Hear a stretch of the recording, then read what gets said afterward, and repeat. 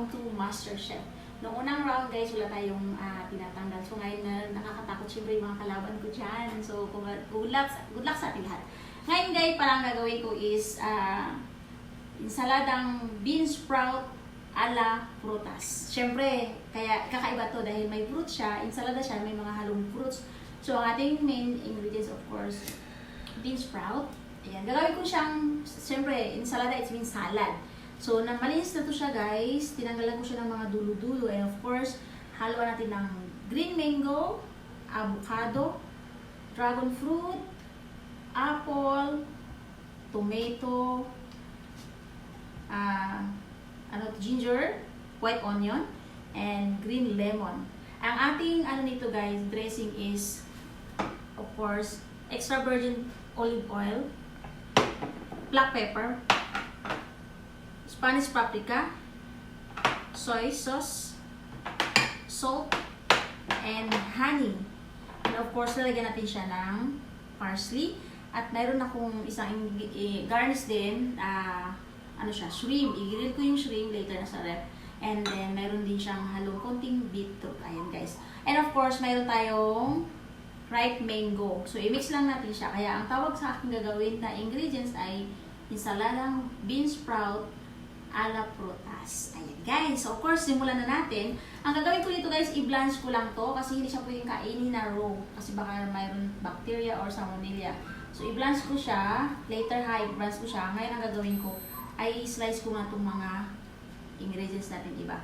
And of course, mayroon tayong grapes. Ayan. So, ang gagawin ko ngayon guys, balatan ko na itong ingredients.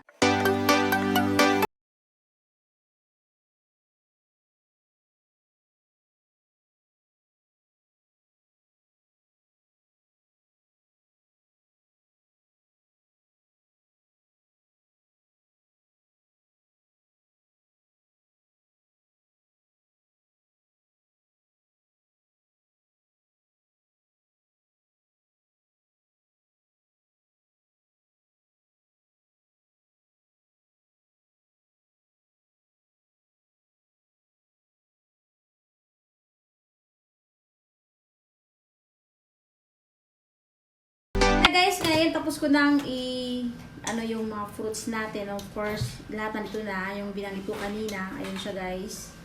Ayan po. So ngayon gagawin natin, iba-blanch ko na po si bean sprout. Iba-blanch ko siya, nandun din yung beetroot. Kaya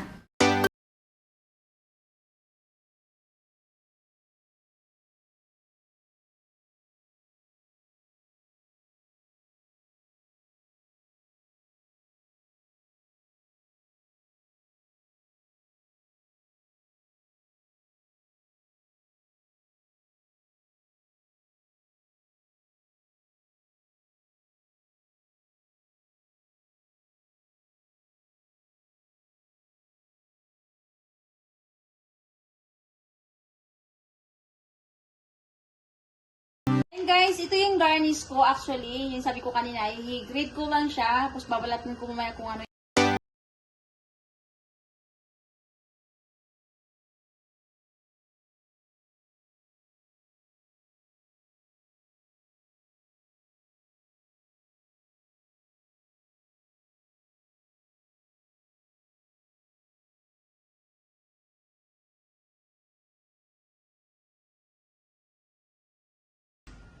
Of course, olive oil, extra virgin. Count tayo. 1 tablespoon, 2 tablespoon, 3 tablespoon. Okay? Next, soy sauce. Tingnan natin yung kung ano yung lasa. 2 tablespoon lang ilagay ko. 1 tablespoon of honey, try natin. Mamaya add na lang natin kung medyo hindi siya matamis. Pinch of salt. Ay guys, ang gamit ko, 2 pins actually. Okay. Yan siya. Ngayon pwede kayo mag-add ng madaming extra kung gusto niyo talagang madami yung dressing niya. And now, lalagyan natin itong black pepper. Dapat nakaano siya kasi. Pero mas maganda kung madaming black pepper. Pero mayroon kasing tao allergy sa ano, hindi siya, ayaw nila. Parang Spanish paprika. Okay.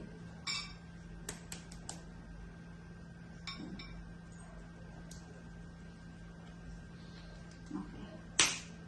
Ayan guys.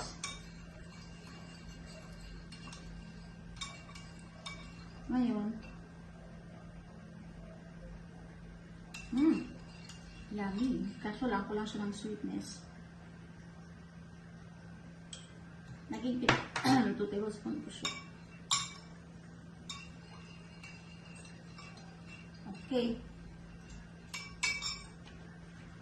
Ngayon po, ilagay ko na po si sprout. Yung naka-blanch. We will make it together po. Hindi ko alam kung parang hindi siya magkasya. Parang hindi siya magkasya, guys. And of course, the rest yung mga ano, hindi ata magkasya to. Tingnan natin. So guys,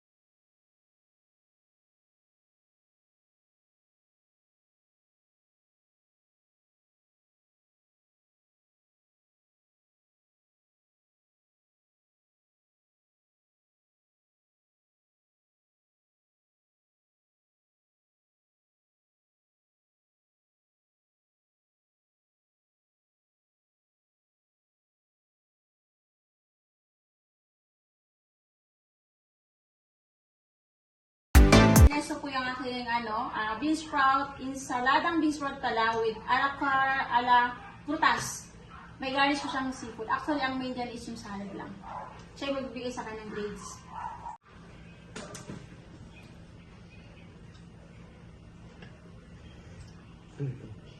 Dragon fruit.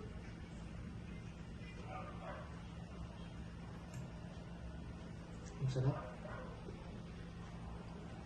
Hindi naman matabang, kuya. Sakto lang siya. Kahit ko ng kanin.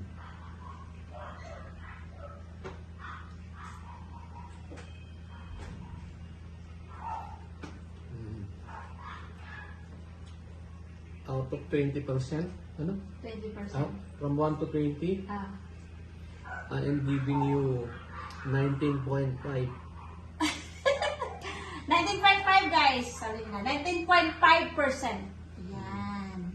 And thank you guys. Ano yung gusto nyo